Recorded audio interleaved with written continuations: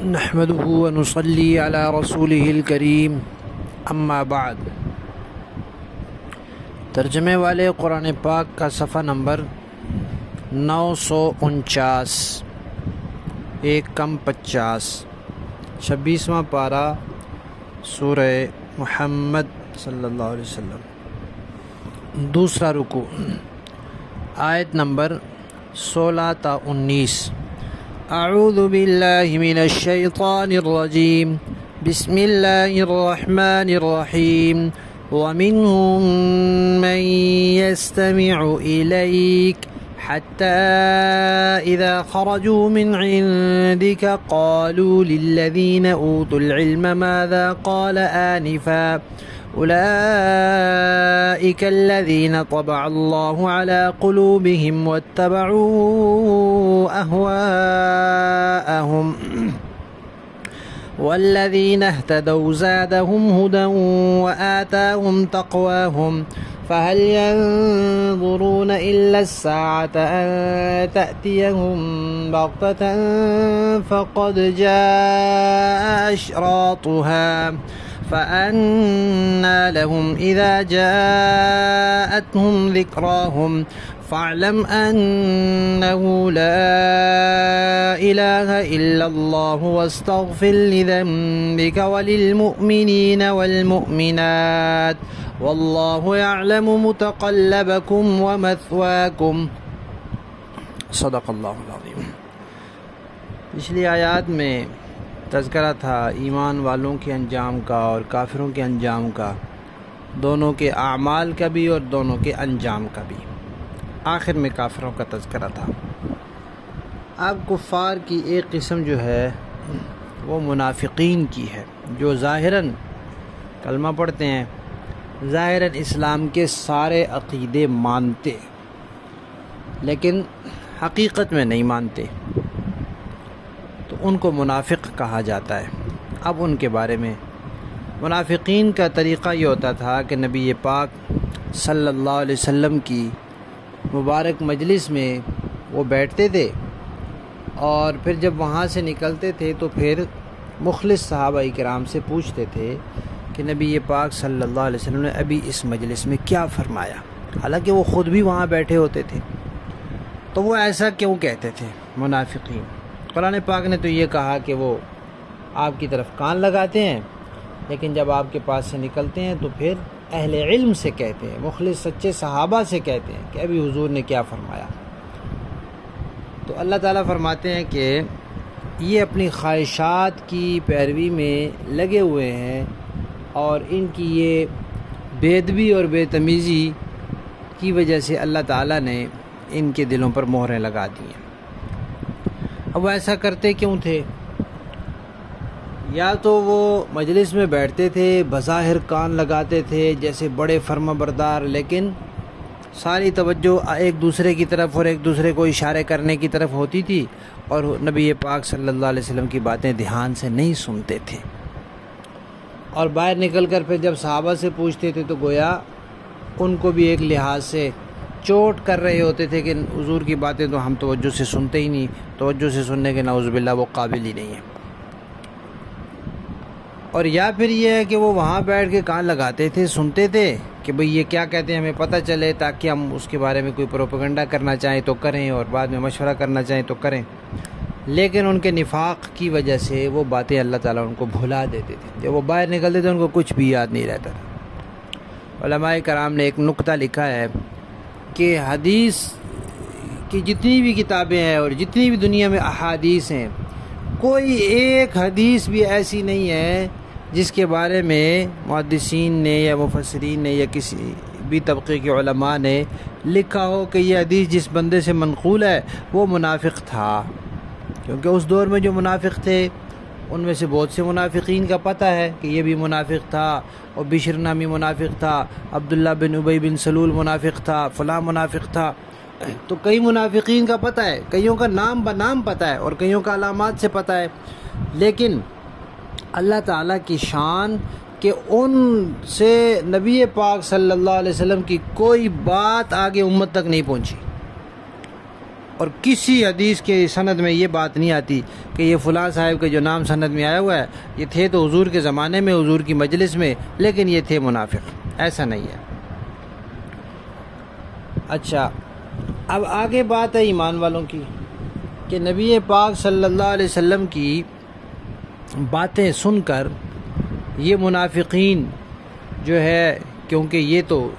حق سمجھنے کی اور ماننے کی نیت سے سنتے ہی نہیں، اس لیے ان کی دلوں پہ مہریں لگتی ہیں،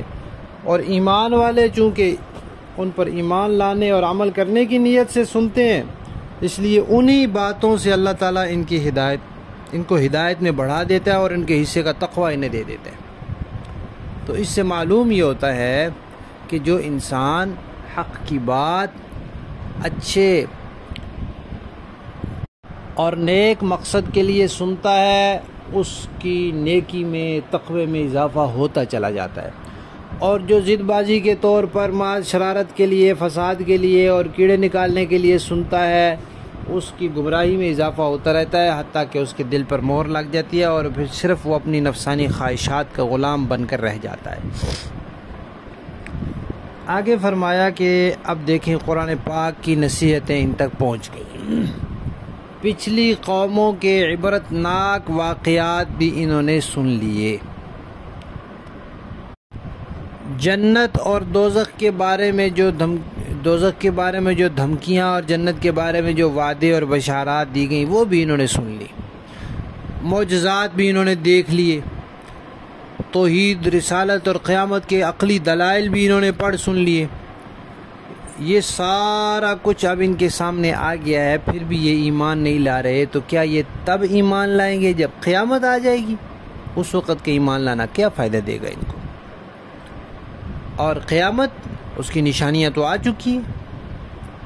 پچھلی کتابوں میں نبی پاک صلی اللہ علیہ وسلم کو نبی الساعہ، قیامت والے نبی لکھا گیا تھا، اس لیے کہ آپ آخری نبی ہیں، آپ کے بعد قیامت تک کوئی نبی نہیں، اور آپ صلی اللہ علیہ وسلم نے خود بھی فرمایا تھا 2 انگلیوں کو ملا کر کہ بھئی میں اور قیامت ایسے ہیں، یعنی کہ جیسے ان 2 انگلیوں کے درمیان اور کوئی انگلی نہیں، ایسے میرے اور قیامت کے درمیان اور کوئی نبی نہیں، بس میرے بعد قیامت ہے۔ پھر تو آپ صلی اللہ علیہ وسلم کی آمد بھی قیامت کی نشانی ہے، اور چاند کا 2 ٹکڑے ہونا بھی قیامت کی نشانی ہے، قرآن پاک کا نزول بھی قیامت کی علامات میں سے ایک علامت اور نشانی ہے۔ نبی پاک صلی اللہ علیہ وسلم سے لے کر حضرت امام مہدی کے ظہور تک جتنی بھی علامات ہیں یہ قیامت کی علامات صغریٰ کہلاتی ہیں، پھر امام مہدی سے لے کر سور پھونکے جانے تک یہ بڑی بڑی علامات ہیں، یہ علامات قیامت کبریٰ کہلاتی ہیں۔ بہرحال قرآن پاک نے کہا ہے کہ اس کی علامات تو آ چکی ہیں، اس سے مراد یہی کہ چاند 2 ٹکڑے ہو چکا ہے، قرآن نازل ہو رہا ہے، نبی پاک صلی اللہ علیہ وسلم تشریف لا چکے ہیں۔ اب جب قیامت آ جائے گی تو پھر کیسے ان کے لیے کوئی نصیحت قبول کرنا ہوگا؟ اس وقت تو وقت نہیں ہوگا، مہلت نہیں ہوگی۔ آخر میں نبی پاک صلی اللہ علیہ وسلم سے فرمایا کہ آپ توحید پر ڈٹے رہیں، قائم رہیں، لا الہ الا اللہ کو مضبوطی سے تھامے رکھیں، اور آپ چونکہ انسان ہیں، انسان ہونے کے ناطے آپ سے کوئی لغزش ہو سکتی ہے، کوئی بھول ہو سکتی ہے، کوئی چوک ہو سکتی ہے، لیکن آپ چونکہ صرف انسان نہیں ہیں بلکہ نبی بھی ہیں، تو اس لیے آپ سے گناہ نہیں ہو سکتا۔ انسان ہیں، بھول ہو سکتی ہے، انسان ہے، خدا نہیں ہے، لغزش ہو سکتی ہے، انسان ہے، خدا نہیں ہے، آپ سے اجتہادی غلطی ہو سکتی ہے، لیکن چونکہ آپ نبی ہیں تو آپ سے گناہ نہیں ہو سکتا، نہ چھوٹا نہ بڑا، نہ اعلان نبوت سے پہلے نہ اعلان نبوت کے بعد، پیدائش سے لے کر وفات تک نبی ہر قسم کے گناہوں سے معصوم ہوتا ہے، لیکن چونکہ لغزش ہو سکتی ہے اس لیے آپ استغفار کریں۔ اس میں امت کے لیے سبق ہے کہ نبی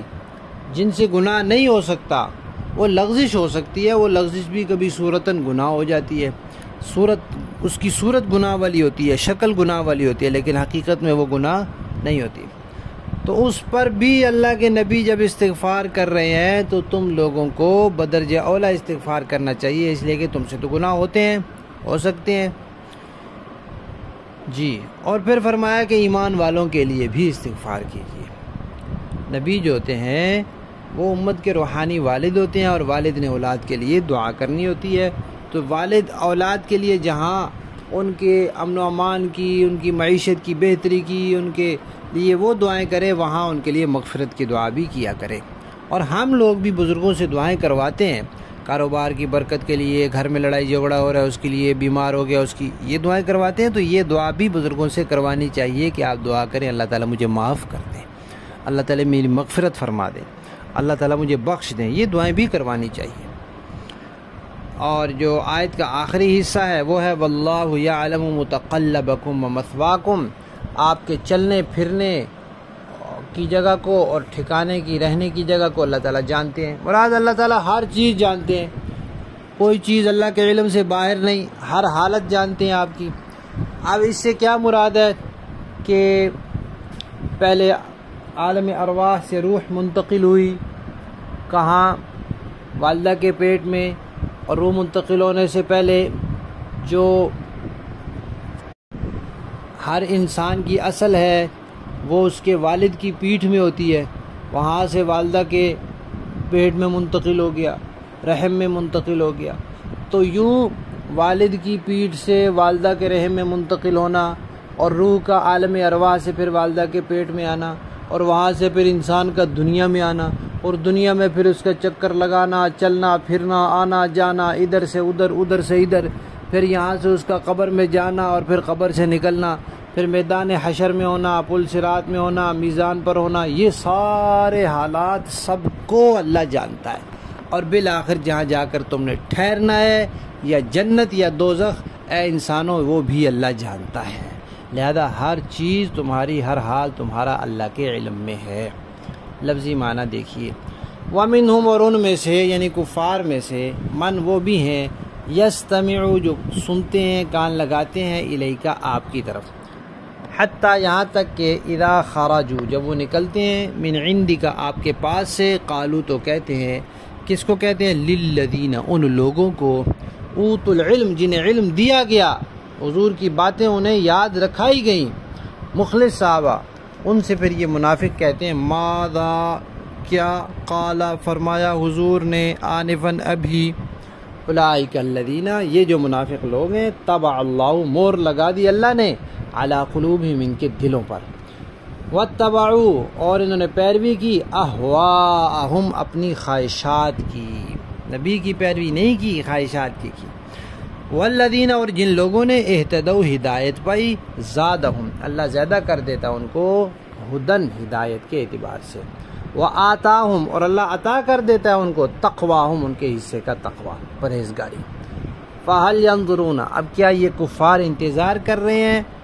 یہ کفار انتظار نہیں کر رہے، الا الساعہ مگر قیامت کا، دلائل تو سارے آ چکے ہیں، اب بھی یہ انتظار کر رہے ہیں تو بس قیامت کا پھر انتظار کر رہے ہیں، ان تأتیہم کہ وہ آ جائے ان پر بغتتاً اچانک،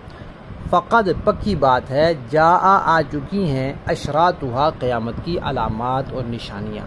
فانا تو پھر کہاں ہوگا، لہم ان کے لیے، اذا جاءتہم جب وہ قیامت ان پر آ گئی، ذکراہم نصیحت قبول کرنا، فاعلم اے پیغمبر جان لیجئے، انہ لا الہ الا اللہ کہ اللہ کے سوا کوئی معبود نہیں، واستغفر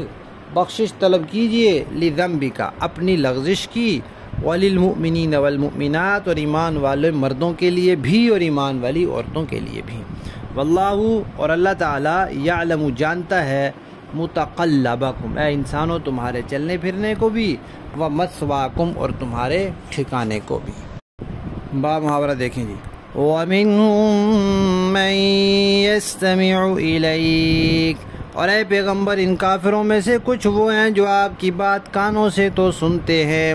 حَتَّى إِذَا خَرَجُوا مِنْ عِنْدِكَ قَالُوا لِلَّذِينَ أُوتُوا الْعِلْمَ مَاذَا قَالَ آنِفًا لیکن جب آپ کے پاس سے نکل کر جاتے ہیں تو جن لوگوں کو علم عطا ہوا ہے ان سے پوچھتے ہیں کہ ابھی آپ صلی اللہ علیہ وسلم نے کیا فرمایا تھا؟ اولئک الذین طبع اللہ علی قلوبہم واتبعوا اہواءہم، یہ وہ لوگ ہیں جن کے دلوں پر اللہ نے مہر لگا دی ہے اور جو اپنی نفسانی خواہشات کے پیچھے لگ گئے ہیں۔ والذین اہتدوا زادہم ہدی وآتاہم تقواہم، اور جن لوگوں نے ہدایت کا راستہ اختیار کیا ہے اللہ نے انہیں ہدایت میں اور ترقی دی ہے اور انہیں ان کے حصے کا تقوی عطا فرمایا ہے۔ فَهَلْ يَنظُرُونَ إِلَّا السَّاعَةَ أَن تَأْتِيَهُم بَغْتَةً فَقَدْ جَاءَ أَشْرَاطُهَا، اب کیا یہ کافر لوگ قیامت ہی کا انتظار کر رہے ہیں کہ وہ یکا یک ان پر آن پڑے؟ اگر ایسا ہے تو اس کی علامتیں تو آ چکی ہیں، پھر جب وہ آ ہی جائے گی تو اس وقت ان کے پاس نصیحت ماننے کا موقع کہاں سے آئے گا؟ فَأَنَّىٰ لَهُمْ إِذَا جَاءَتْهُمْ ذِكْرَاهُمْ، پھر جب وہ قیامت آ ہی جائے گی تو اس وقت ان کے لیے نصیحت ماننے کا موقع کہاں سے آئے گا؟ فَاعْلَمْ أَنَّهُ لَا إِلَٰهَ إِلَّا اللَّهُ وَاسْتَغْفِرْ لِذَنبِكَ وَلِلْمُؤْمِنِينَ وَالْمُؤْمِنَاتِ، لہذا اے پیغمبر یقین جان لیجئے کہ اللہ کے سوا کوئی عبادت کے لائق نہیں ہے، اور آپ اپنی لغزش پر بھی بخشش کی دعا مانگتے رہیے اور مسلمان مردوں اور عورتوں کی بخشش کی بھی۔ واللہ یعلم متقلبکم ومثواکم، اور اللہ تم سب کی نقل و حرکت اور تمہاری قیام گاہ کو خوب جانتا ہے۔ صدق اللہ العظیم۔